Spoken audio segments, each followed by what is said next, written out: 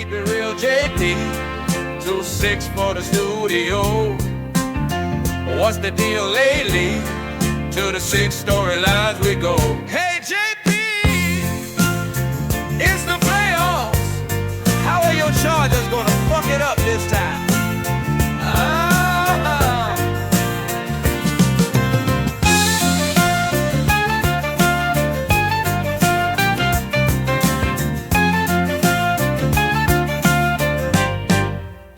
This is your boy JP.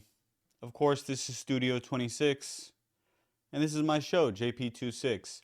I made that song before the playoffs started.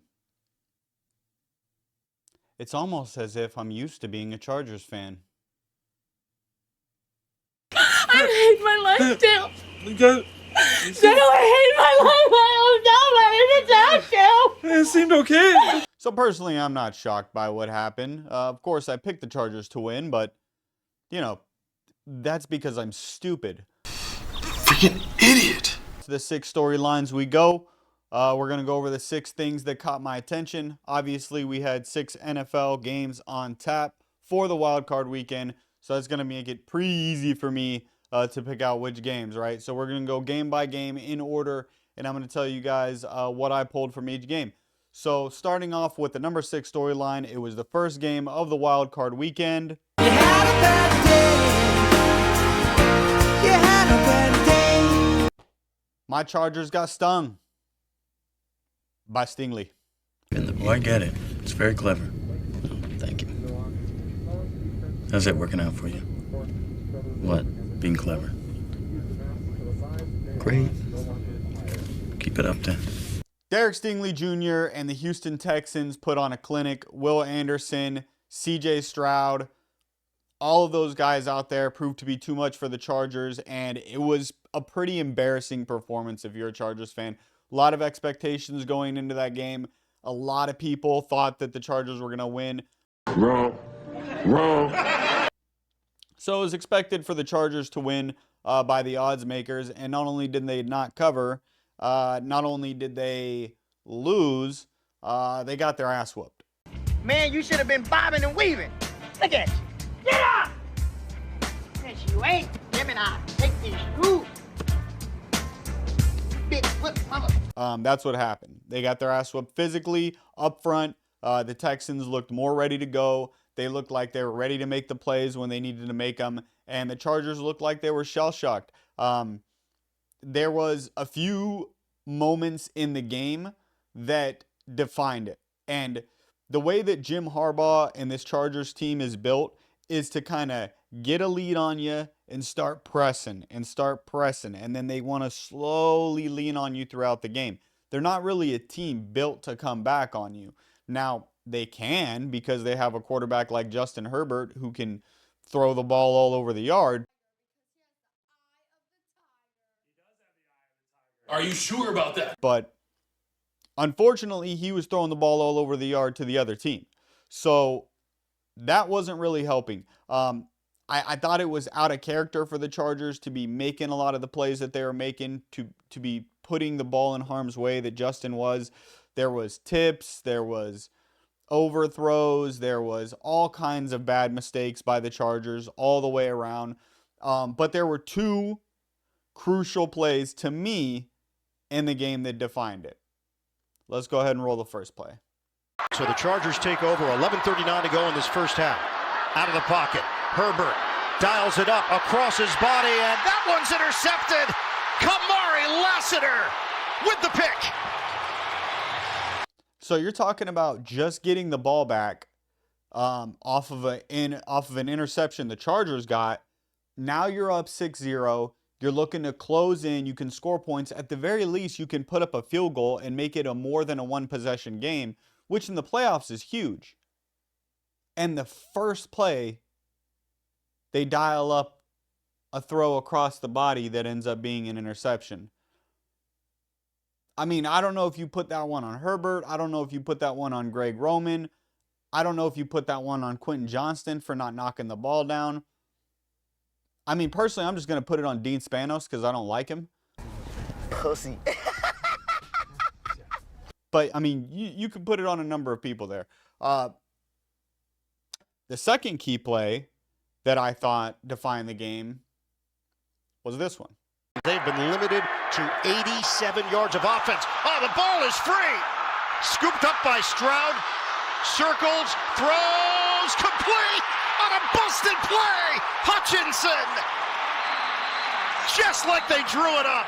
Key mistakes on that play, including Thule letting CJ get to the outside, going for that dive instead of just keeping him in front of him, and Deion Henley abandoning his zone once he saw that the ball had been fumbled, shooting his way to the quarterback, in which he was never going to be able to make a play. So those were two guys. They're young. Those mistakes, I guess, are going to happen, but they don't make it any better just because you're young. They were huge mistakes in that play, and they combined for probably the momentum shifter that ended up having the Texans go out and just kind of dominate the game from there on. So super disappointing performance from the Chargers, but let's not get it twisted.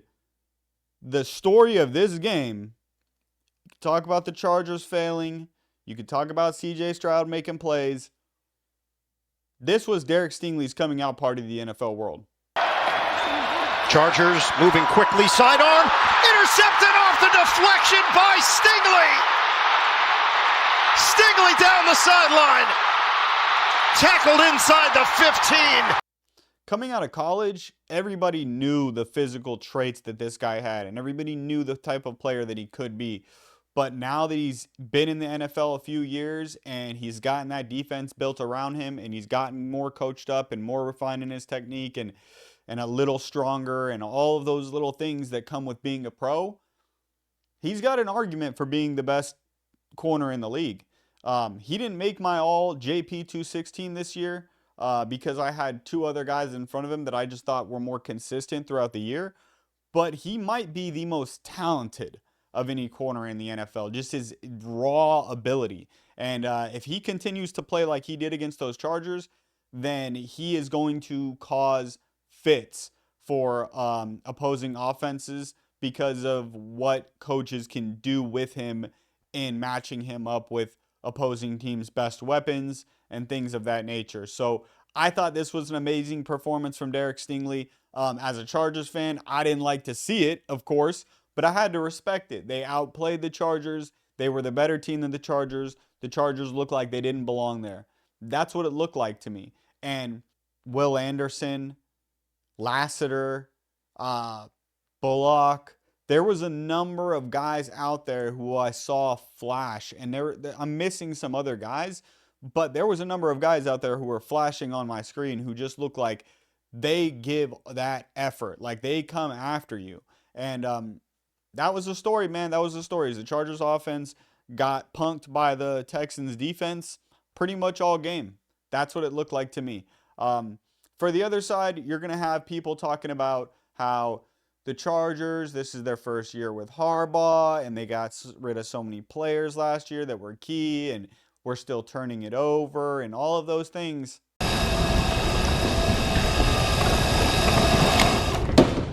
How about new? I don't want to hear it. I don't want to hear it. Sir? Sir, are you listening to me, sir? Sir, I'm talking to you. You have a national championship level head coach in Jim Harbaugh, been to the Super Bowl in the NFL, had a lot of success. You have a franchise quarterback in Justin Herbert. You have a franchise left tackle. You have a franchise right tackle. You have a bookend edge. You have another bookend edge. You have an all-pro safety in Derwin James. I don't want to hear the excuses. There's no excuses. And in case your ears are fucked, get the fuck out! And if you come out in the playoffs the way you did, not ready for the moment, this will continue to be the results. And I'm going to take it a step further. As long as the owner, Dean Spanos, is the owner of the Chargers, this will be the results. The difference in the game was the turnovers. You know, that's what it was. This isn't rocket science with this kind of a game, right? You win the turnover battle like that, the game ain't going to go anywhere. Now, There are things that led to the turnovers, like the fact that the Chargers couldn't run the ball worth a shit. That definitely didn't help. But the reality is the Texans weren't exactly running the ball very easily either. But they continue to just do the things that they needed to do and not make mistakes. And ultimately, the run game got going for them, and they were able to do it because they had the lead, or they kept it close enough to continue to run the ball. Where the Chargers, at one point, they got themselves so far out of it, you couldn't run the ball anymore. And you're not a team that's built to be able to play without the run game. That's not who Greg Roman is. That's never been who he is, and that's not who Jim Harbaugh has turned this team, this football team into. So that was the story to me. It's the turnovers. Can't have it. Justin Herbert, you got to do better. I know everybody loves Justin Herbert, and I'm not sitting here going to kill the guy like everybody else, like he's a bum and all this stuff. He's not a bum, but he played like a bum. You got to play better than that, Justin. You just do. And that's the bottom line, because Stone Cold said so. So that's the story of the game for me. Turnover battle. Chargers got stung. Is what it is. There's always next year.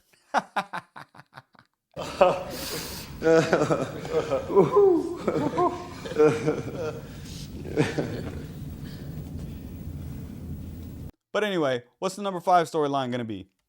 So 12 plays and 11 runs. 12 plays. Well, runs on every play. Can he get to the end zone? He can. Derrick Henry. Touchdown. 380 pounds, 77, 42's 300 pounds. Look at that blocking. Ronnie Stanley with a great block. Baltimore Ravens are undoubtedly the kings of the North. There's no doubt about it. You talk about a division that is unbelievably tough with the Bengals, have Joe Burrow, you have the Steelers and TJ Watt, and you have these Ravens, and it doesn't get better than them in that division. They're not on my level. Lamar Jackson is unbelievable. He's playing at an MVP level. He's playing with his hat on fire. The dude is absolutely incredible. The things that he's able to do for this offense, and then you pair him with Derrick Henry like they did in the offseason, and you get this combination that is just going to give defensive coordinators absolute nightmares. It's a little bit of shake, And then, wait, shake it back. That's our nickname. get used to hearing it. You pair this guy right here with Derrick Henry, with his ability to get to the outside and use his legs to stretch the defense, and then Derrick Henry's ability to get right down the middle on you and force you to play that direct line to the end zone because of his speed and power. It is something that has been truly special to watch this year. And it's funny because I think everybody before the year started with Derrick Henry signing with the Ravens, there was kind of a thought of like, this almost makes too much sense. Like, there has to be something that's not going to work out as well as we think it is, right? Like, Derrick Henry, Lamar Jackson, that's like too good to be true. There's no way the results are actually going to live up to that. And then they've exceeded it. This has been more special than I thought it would be. These guys together are amazing. Take a listen to Lamar Jackson on what it's like playing with Derrick Henry. It looked like a movie clip. Like, you know, when, like, I'm going to give Cars. You watch the movie Cars? You're a little bit too old to watch Cars, but anyway, for kids, I was a kid when I watched Cars. I was a kid when I watched Cars. That's all I'm saying. But you know when Lightning McQueen just flying, flashing past, and then it's like, that's how Derrick looked when he was running past, and all those guys just it looked like a movie, bro. I'm not gonna lie to you, but I'd rather be watching it than being on the opposite side of the ball. I know that. I mean, is he wrong? Cleared the protocol. They get the two big stars back. Meanwhile, there goes Henry. There goes Henry all the way for the touchdown. 44 yards. It was big to get him started, but the threat of Lamar Jackson, watch the linebacker, what he does in reacting. They clear Roberts out because he's worried about Lamar Jackson. That opens up the middle. This has been going on all year. Derrick. He looked exactly like that. Not that I watch it or anything, you know. Why the fuck you lying? Why you always lying? And here are the key stats from the game. When you dominate the line of scrimmage like this, when you control the clock like this, there is no chance. You give the opponent no chance. And that's exactly what happened. The Ravens put it on the Steelers from the very beginning. They didn't stop. They didn't slow down. And it was kind of a beatdown. The score was actually closer than what the reality of the game was. That's kind of the craziest part about it. And then for the Steelers, what do? You're kind of in this, once again, limbo where you're not really good enough to be a Super Bowl team, but you're not bad enough to ever get high in talent in the draft. Now, of course, you can get lucky and have guys like TJ Watt fall to you, and you can grab them up when you're in the middle of the first round and things like that. And the Steelers have been pretty good about that. But I'm not sure that you're ever going to get that high-end talent that you're looking for if you're always kind of like right there in the middle of the first round every year. You're just not getting the exceptional change it guy, you know. And Russell Wilson, he didn't play terrible, but he wasn't special. You know, he doesn't do what Lamar Jackson can do for your run game. And that's not a knock on Russell Wilson. Nobody can really do that. But guess what? That guy's in your division, and you're going to have to deal with him every year, which means you're going to have to put talent out there that can match that. And I don't know that you're going to be able to do that for a while if you're Pittsburgh. I know for dang sure you ain't going to be able to do that for a while if you're the Browns. You self-righteous blackballing little cunt bag. Well, a nice day to both of you. Asshole fuckface. The Bengals are about the only team I can see competing with this team for the foreseeable future, just because of Joe Burrow's ability to put up so many points and have a similar impact on the game. But until they get that defense right, this team right here is the cream of the crop, and it showed.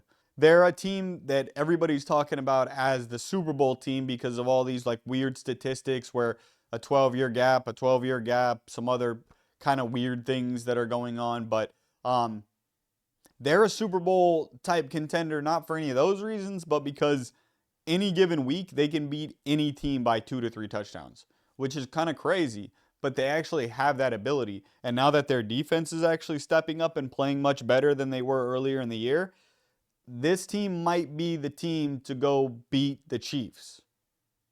Might. Don't jinx us, baby. Not today.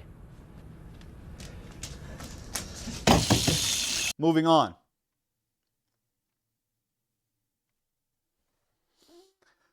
Bills Mafia. Ooh, Buffalo. I ain't gonna lie to you. I was scared for you for like 2 minutes. 2nd and 4. There's Nix going for the long ball. He's got to step on him. And the Broncos. I think you might have been a little bit nervous too, if I'm being honest with you.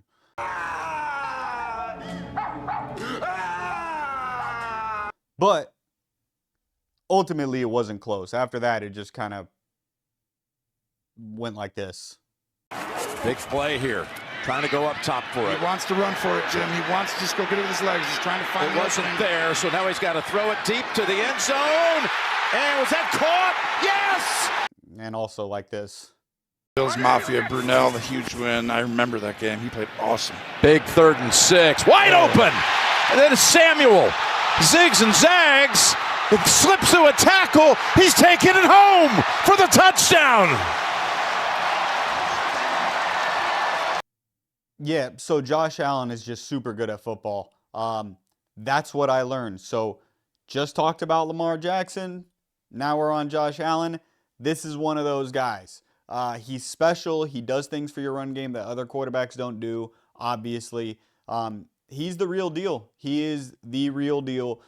There is a big argument between who is the MVP, him and Lamar Jackson. Lamar Jackson kind of has the better numbers. But Josh Allen kind of doesn't have as much around him with his weaponry, according to a lot of people. And so who's really the MVP? To me, it's kind of a toss-up. I'm not mad at you. You pick Josh. I'm not mad at you. You pick Lamar. There's really no wrong answer. Both those guys deserve it. But that's kind of neither here nor there for the sake of what we're talking about today. Josh Allen was the MVP of that game. That is clear. He can do it all. He can do it with his legs. He can do it with his arm. I'm not telling you guys any new information. The guy is Superman, right? That's what he is. So he's going to get his shot to go play the Ravens next week. Lamar Jackson, Josh Allen, and what everybody's calling the MVP game. Whoever wins that game takes the MVP. Not necessarily how it works, but I'm not mad at it, right? I mean, fair enough. Go put it on the line. So I think we're all looking forward to that. That's kind of the game that I think most people are most excited about for next week, just because of the greatness of both of these offenses and how consistent they've been the last few years. So it should be an explosive game, and you have the two most dynamic players in the game with their arm and their legs. So I'm very much looking forward to that. But as far as this game is concerned, Buffalo put it on Denver. One of us, okay? That's one of us. Gobble, gobble, one of us. We accept that one of us. Gobble, gobble, one of us. We accept that one of us. They put it on Denver. Hey, young man, you got knocked the fuck out. Listen, I just ripped into my Chargers about trying to feel good going into the offseason after such an abysmal performance in the playoffs. If you're a Broncos fan, you actually can feel good going into the offseason, okay? You're talking about a first-year head coach on this team, the Broncos, and Sean Payton, coming in, taking a rookie quarterback in Bo Nix in $40-some-odd million of dead cap, and he gets them to the playoffs the first year. And not only that, I want you guys to think about this. Gets them to the playoffs, and guys like Joe Burrow didn't get in, right? He got his team into the playoffs in an AFC where it looked like before the year, this is the most talented at the quarterback position the AFC has ever seen. And he got a rookie quarterback to the playoffs under those circumstances. So they're going to have more cap room moving forward. Bo Nix is clearly a guy. Sean Payton is going to have more time to coach him up. They're going to be able to get more weapons around him. I'm not happy about that as a Chargers fan, but I'm just telling you how I see it. Broncos have nothing to be ashamed of. It was a heck of a year. I didn't think they were getting anywhere near the playoffs. I had about 6-7 wins before the year started, and Sean Payton totally coached this team up to get them into the playoffs. And Bo Nix is a lot better than I thought he was too. He's a lot more athletic than I thought he was. He's got a better arm than I thought he did, and he processes better than I thought he would. So giving this kid some more time in the system, give him a whole offseason, give him some more weapons around him, this team might actually be very dangerous moving forward. So keep your eye on the Broncos moving forward. But as of right now, in this moment, in the year of 2025, this is about Josh Allen and the Bills. And they move on to play the Ravens. Can't wait. Off to storyline number 3. Love hurts. Love hurts.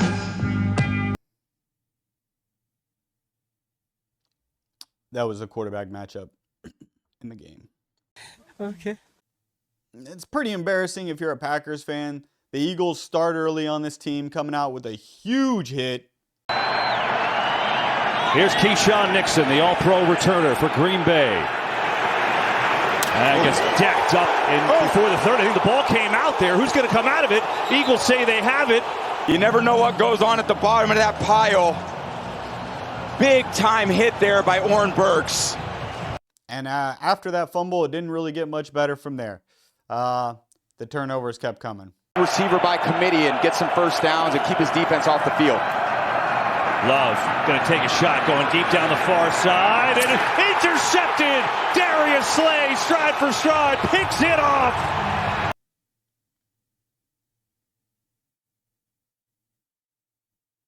And that's kind of the story of the game, guys. If you don't protect the football in the playoffs, you will get exposed. And that's exactly what happened. You had a team that was the better team that ran the ball. They kept the ball out of harm's way. They relied on their defense. They relied on their ground attack. They made sure they didn't turn it over, and they forced turnovers out of the other team. 2nd and 10. Love zips one. That is intercepted. Zach Bond has it. Ball in Packers territory, and the Eagles take over. And that's kind of the bottom line. If you're going to dominate the turnover differential and you're going to dominate on the ground the way that they did, you know, there's not much else that's needed to be done. That's what this team's built on. Everybody knows it. Run game, defense. Here's Love, though, last gasp attempt. Going deep down the field into double coverage. It's intercepted! Picked off by Quinyon Mitchell, the third pick of the day for Philly. As much questions there are about Justin Herbert, there's more questions about Jordan Love. Maybe it's just me, okay? I'm going to preface it. Maybe it's just me. But every time I feel like I'm watching him, I don't feel like he's playing great. Maybe this is for real. Fuck you if you're in on this. And he puts the ball in harm's way a lot, guys. I mean, you're going to have major questions for the Packers in the offseason. Obviously, a ton to build on going into next year with a lot of playmakers that the Packers found during this year. And I feel like they're going to rely on a lot of those guys moving forward. But this is a number of years in a row where the Packers just seem to come up short in the playoffs. They seem to be good enough to get there, and then they just don't seem to perform well once they get there. So Packers fans are not going to be happy.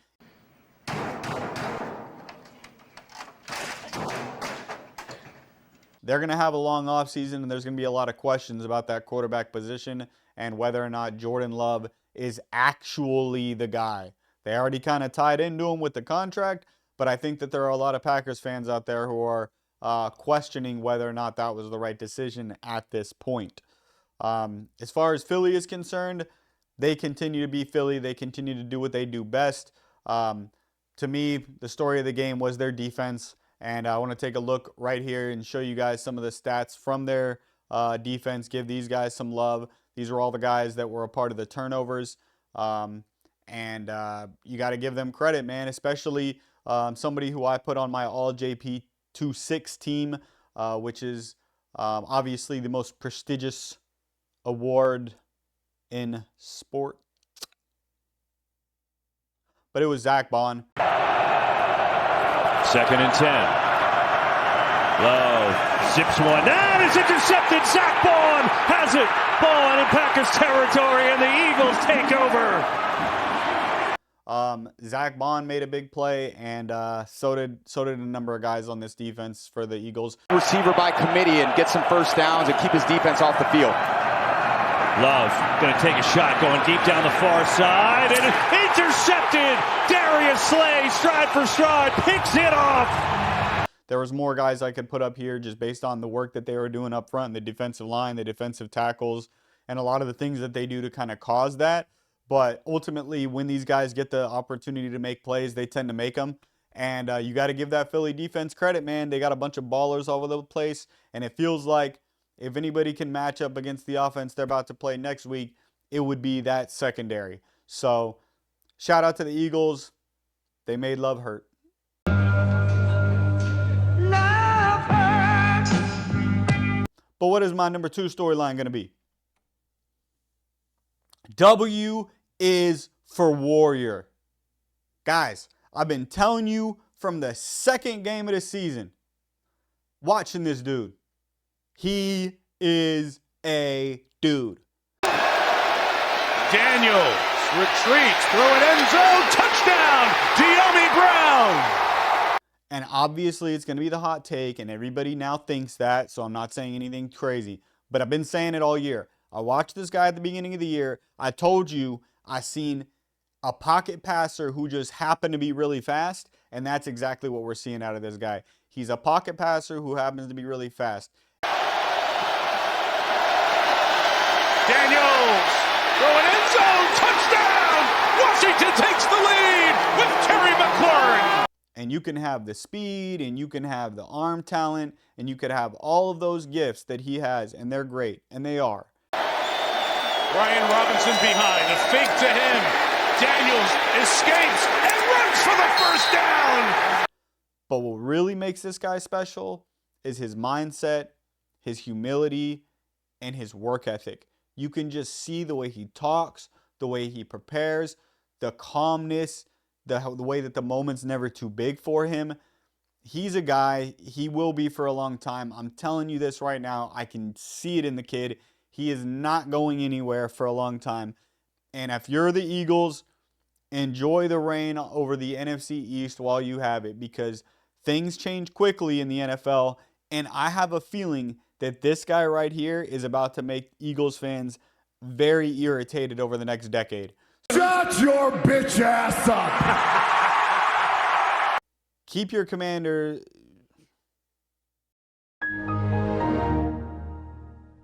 So keep your eye on these Commanders for the next decade, but also keep your eye on them right now. What do you mean by that? So keep your eye not only on Jaden Daniels and the Commanders for the next decade, but you're going to have to keep your eye on them right now. Because we talk about the future is bright a lot, right? That's something I always go over. The future is bright with this guy. The future is bright with this guy. Yeah, the future is now with this guy. It's right now. Okay? The future has arrived. It's here. It's Jaden Daniels' season. That's the takeaway for me, right? That was the takeaway for me for the game. 6 different kickers. The 6th is Gonzalez. The first time he's kicking in the NFL since 2021. These now 6 games for Washington, and he's got a chance to get the Commanders a playoff win. As far as the Buccaneers are concerned, tough way to lose. Really tough way to lose. The last time Washington won a wild card game, won a playoff game, was 2005 here. Chance to do it with Gonzalez. From 37 to send Washington to the Final 8. The Washington Commanders off the upright, and it is in!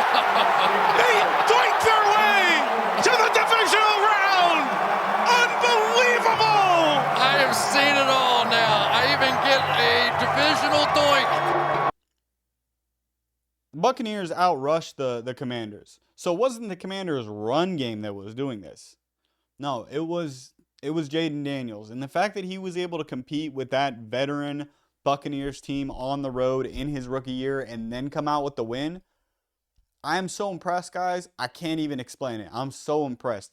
And I thought that the Buccaneers made a lot of plays to be able to win that game, but they just got outplayed. They got outplayed by a team that maybe doesn't know that they shouldn't be winning these games, right? This guy doesn't know that he's not supposed to be winning these games, but he's that good that he does. So that's my storyline. Not really too much to go over for the Buccaneers. Obviously, they're going to have some questions going into the offseason. I know there's a lot of Buccaneers fans who don't necessarily like their coach, which is, Todd Bowles. I think there's a lot of people who would rather somebody else in there. Not sure that I necessarily agree with that. It looks like you most certainly am all. Ultimately, Baker has proven this year that he is a guy. And I don't think you're going to hear as much slander about Baker as you're going to hear about, Justin Herbert or Sam Darnold in the offseason or anything like that. I don't care if it's a porn shoot in which he is being gang raped by a gaggle of silverback apes. I think if you're a Buccaneers fan, you're probably pretty upset that your team lost naturally, but the reality is you're also probably pretty happy that you have Baker Mayfield moving forward and you're not in like quarterback dead zone like a lot of NFL teams are right now. So Buccaneers have a lot to be excited about moving forward. They found a lot of playmakers this year. They got a lot of guys who can really go. Who gives a shit? Yeah. Oh! And we'll see if these Buccaneers can continue to win the division of the NFC South like they have the last couple years. I don't necessarily know if I see that happening. You might have Michael Penix and the Falcons starting to make a rise here soon. Maybe even Bryce Young and the Panthers might make a rise here soon. But until then, you got to feel pretty good if you're a Buccaneers fan that you have your quarterback kind of set for the future, and that's Baker Mayfield. So that's the storyline to me. Jaden Daniels is special. There's not really much else that needs to be said. He's a fucking guy. Let's move forward. Thank you. Fucking hey, Jared. Shut your fucking mouth. Off to the number one storyline. And of course, it was the last game of the wild card, super wild card weekend. It's the Rams are live dogs. Look at that ugly ass dog! The Rams are live dogs. Boy, did they look good. And listen, we can sit here and we could talk about Stafford slinging the pill and his players making plays for him. Second and 9. Stafford for Higbee. What a catch. And we can sit here and we can talk about Cooper Kupp making plays for him. They've got a real shot at it. Third down and 9. Stafford, Kupp. He makes a spinning grab. We could do all those things to talk about how great these Rams are and that Sean McVay offense putting up points, right? Play action. Stafford on the move. Stops. Finds his man. Touchdown, Williams. Get the ball out in the screen. Under 20 to go. Wide open. Allen touchdown. But having said all that, this is what won the Rams that game. Darnold's in trouble, and down he goes. First down, Vikings. Darnold is brought down with a sack. Play action, pressure off the edge. Down goes Darnold. Darnold can't let the ball go and takes another sack. Fourth down and 2. Darnold is sacked again. Rams kind of back out. Darnold backs up. Ball's got to come out. He takes another big sack. They had that stretch of 3 games in 11 days and then rest. Another sack. Second and 10. Darnold pulls it down and down he goes. Sack number 9. And Sam Darnold's going to get a lot of shit, and he probably should, because he was hanging on to the ball too long kind of all season, and it kind of paid off for him, and then it didn't. Darnold balls out. Picked up by Verse. Off to the races. And gone for the touchdown. Finally caught up with him, and finally caught up with this Vikings team, and they got kind of exposed. In fact, they got exposed back-to-back weeks. That big game last week versus the Lions for that number 1 seed, to now being out of the NFL playoffs before they can even get to the second round. I'm sure Vikings fans are feeling absolutely sick today about what happened. What a difference a couple weeks makes. Darnold slings it, and he's picked. What ended up happening were these Rams defenders got the fuck after it. They got after it. And I'm telling you, they're live dogs going in. Now, of course, personally, I think they got, maybe the worst matchup they could have gotten next week in the Eagles. You shut your mouth when you're talking to me. Because the Eagles do a couple things really well that kind of counter the Rams style. And one of those is running the ball right down your throat. Ugh. And the other one is matching up very well with pass-heavy offenses. I like saying no. It lowers their enthusiasm. The Eagles have a lot of guys in their secondary to kind of match up with a lot of those playmakers on the Rams, from, Mitchell and Slay and DeJean and Reed Blankenship and Gardner Johnson. And, of course, their front 7 will get after you. And so the Rams are going to have a tough test against the Eagles, but they're dangerous, man. They can go with anybody in the NFL. And when Stafford is slinging it like he's slinging it right now, they are as dangerous as it gets for a dog. They just are. He can light up any team, any game. He has that kind of arm talent. Wow. He is the one. He can kind of win any game if he's truly on. If you guys maybe aren't super familiar with a lot of the technical aspects of football, Matthew Stafford is probably top 3, top 5 arm talent all time. I mean, he really is. He's got an argument for top 3 arm talent all time. The things that he's able to do with the football, especially at the age that he is now. Back in '82, I used to be able to throw a pigskin a quarter mile. Are you serious? I'm dead serious.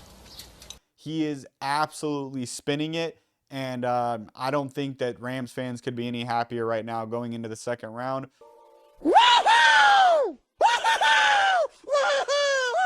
They look like they're ready to upset some teams in the NFC. We're going to see what happens. Ultimately, I still kind of favor the favorites coming out of the NFC and the Lions and the Eagles.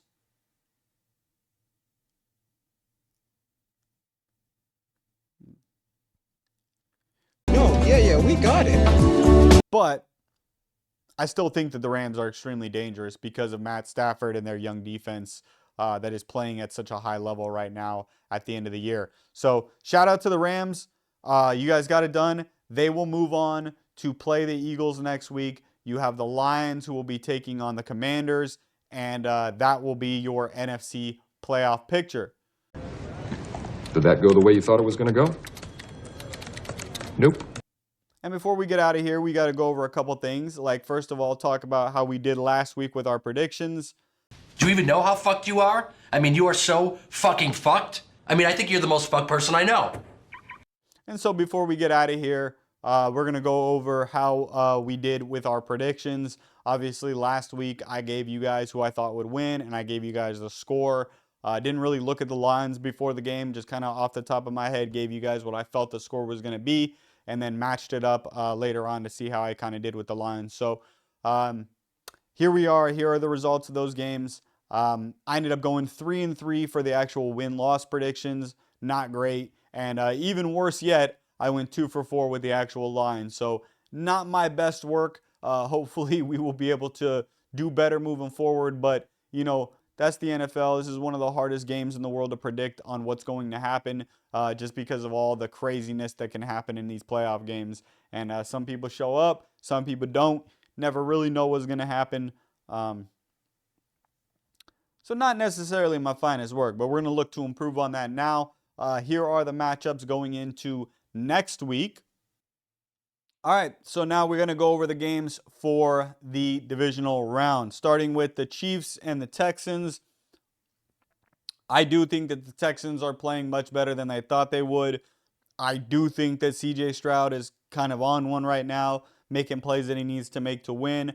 I do think that Derek Stingley Jr. is playing the best corner in the NFL at this moment. And I think that DeMeco Ryans has those guys coached up and ready to go. And having said all that, give me the Chiefs to win this one 24-20. There was a reason why I called the title of the Bills winning their game, Bills Mafia. Not only did they play their part beating the Broncos, but they will be the stadium and the crowd for the epic matchup of Lamar Jackson, Josh Allen, the Ravens, and the Bills. And they're going to have to play a huge role. I don't know that anybody feels comfortable one way or another in picking this one. I know that there's a bunch of stats out there supporting why the Ravens are going to win the Super Bowl when you talk about all this like weird 12-year stuff and all this blah, blah, blah, blah, blah, blah. You know what I mean? It feels like this game is as 50-50 as it gets, right? I just get this sneaky feeling. I just get this feeling that the Ravens are going to pull it out. In theory, the Bills should win this, right? I mean, the Ravens have lost a number of games that are really close. They have their kicker that's kind of struggling. We all expect this one to be close. It kind of feels like it's Josh Allen's year. Kind of feels like it's the Bills' year. I just get this feeling that the Ravens are going to go in there and win. The only thing that for me is coming to mind is that I feel like the Ravens have a little bit more playmakers on defense than the Bills. It just feels like they have a little bit more playmakers on defense than the Bills. And maybe I'll regret saying that, and maybe I'll look like an idiot, right? But I'm going to go with the Ravens. I think the Ravens end up winning this game. Give me the Baltimore Ravens to win this game 30-27 on a last-second field goal from Justin Tucker to break all of Buffalo's heart. I'm sorry, Buffalo. I'm sorry. Hey, 50-50 chance based on my record, Buffalo, so don't worry about that. Moving on to the NFC, we have the Detroit Lions going up against the Commanders. I just have this feeling that the Commanders are going to go into Detroit and get the absolute shit kicked out of them. I don't know. I just think Detroit's rolling. I find it hard to believe that the Commanders are going to be able to kind of keep up with what the Lions are going to do on offense. I think that the Commanders are going to do perfectly fine on offense. I think the Lions are going to absolutely eat on offense. And I don't see that. It's hard for me to see the Commanders winning this game. Give me the Lions to win this game 33-17. 33-17. Lions beat the Commanders in somewhat of a blowout. Sorry, Washington. Just what I see happening. And then we have the final game to go over, which will, of course, be the Eagles and the Rams. I told you guys earlier that I think that the Rams are live dogs, but ultimately I still favored the Lions and the Eagles to advance if they matched up, and that is exactly how I feel. I think this one will be a heck of a lot closer than the Lions and the Commanders. I really do, but in the end, I do think that the Eagles are going to make enough plays to get the job done and end up winning. I like the Eagles in a lower scoring game. So, final score of the game, give me the Eagles to take out the Rams 23-17 on a game that will end with the Rams trying to score a touchdown on offense, but ultimately coming up short. That is what I think happens. Those are my predictions. We'll see what happens. I'm probably going to get my ass kicked again. But it is what it is, you know. That's kind of what it is. Also, we had some other things to go over before we get out of here. We had the UFC. Because I know the language. It's not about the language. I know how to help you. And now you guys, because this woman don't ask me nothing. I don't understand what she's talking about. They ask me, do I know English? Yes, I say. And they said yes. I understand that, but it's also off of their judgment. I'm not going to do this back and forth. I will call a supervisor. You can either take a different seat, or we can go ahead and escort you off the plane. Which one are we doing? We're gonna meet you. Okay, I'll call a supervisor, and then we're gonna have to rebook you for a different flight.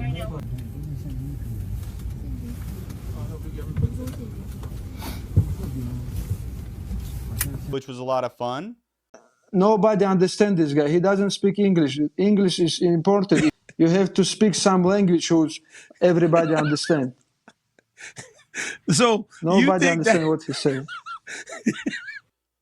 And it was one of those cards nobody talks about going into it, so you know what happened. There was knockouts. Generally not used to fighting southpaws anyway. Oh my God! Soriano lands a blow! It's got to be. And now hammered his way! Like a lot of knockouts. Not just throwing hands, he's also making... Oh! Huge left! Wow! Hammers his way to a win! Like a lot of knockouts. Still swinging for the bleachers. And he's getting through here.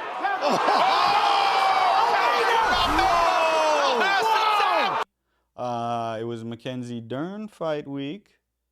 She ended up pulling it out with this finish right here. There again, though. Yeah, left thinking about it. There it is. There it is. She's going to break that to grip it of now. Rivas. Short time on the clock. Punching her in the face will do it. She's going to slip.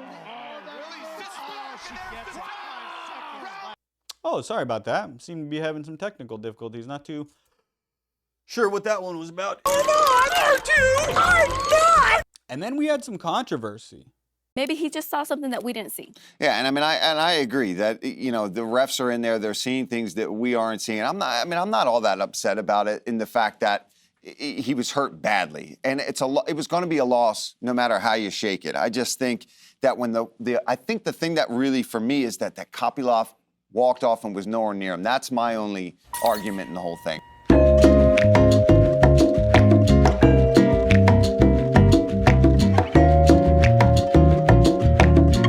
Man, what's going on with those technical difficulties? That's super weird. I like this one. I am looking forward very much to UFC 311. We're going to have Islam Makhachev versus Arman Tsarukyan, Merab Dvalishvili versus Umar Nurmagomedov. It's going to be a banger. Kevin Holland, Peyton Talbot, we all kinds of characters for you guys in that one. So that is going to be a fun one. Make sure you guys catch the recap we do after that. I will be posting the video the next day for you guys to review what happened in that one. Now, as is the custom around here, before we get out of here, we have to go to a birthday shout out. Oh man, you bought me 40 ounces for my birthday. Today your birthday? What's today? Who's the birthday boy going to be this week? Rivers, play fake. Look at the time. Rivers Deep ball up in the air, separation, and Jackson with a lunging grab. He wasn't touched, and Jackson will take it in for the touchdown. Rivers to Jackson, 55 yards. He beat Sean Smith and the safety Jeremiah Bell, but that's secondary to the effort, the dual effort here. Watch him get inside Smith. He fools Jeremiah Bell there with his in-cut. Watch this effort to make the catch, realize he's not touched, break the tackle, and score. Amazing. Amazing catch. Fabulous effort. Big play receiver. That's correct. The birthday boy today is Vincent Jackson.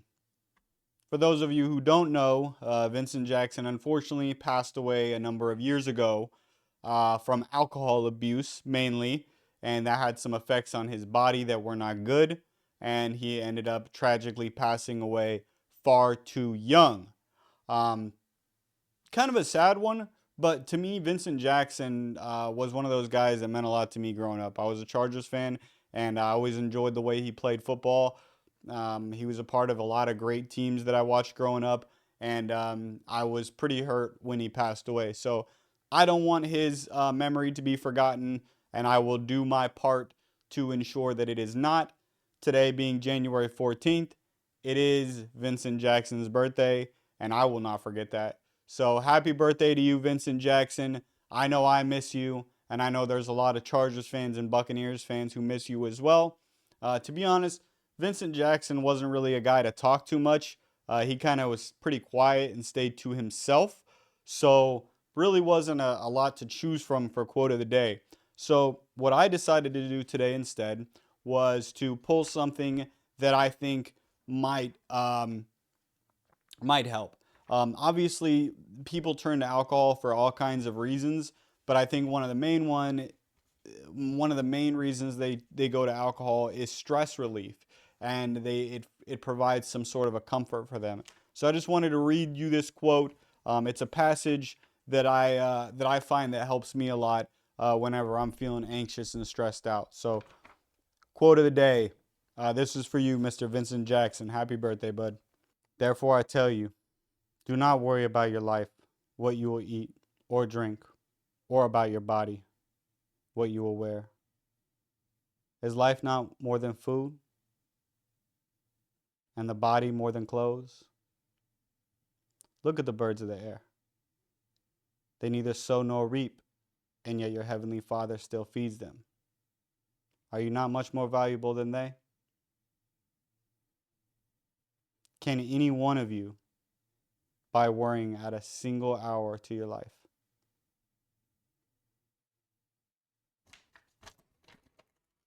That's it. Matthew 6:25 through 6:27. Hope that helped, guys. But anyway, Chargers suck. Ooh, so do I.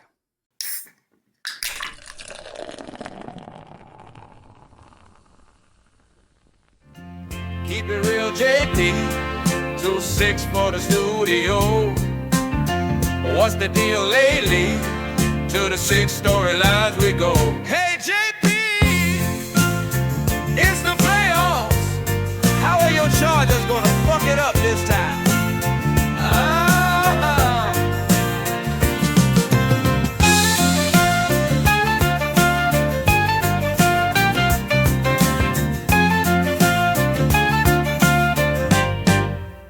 I just wanted to let you guys know that I have it on good authority that Dean Spanos sits down when he pees. All right. See you guys next week. Peace.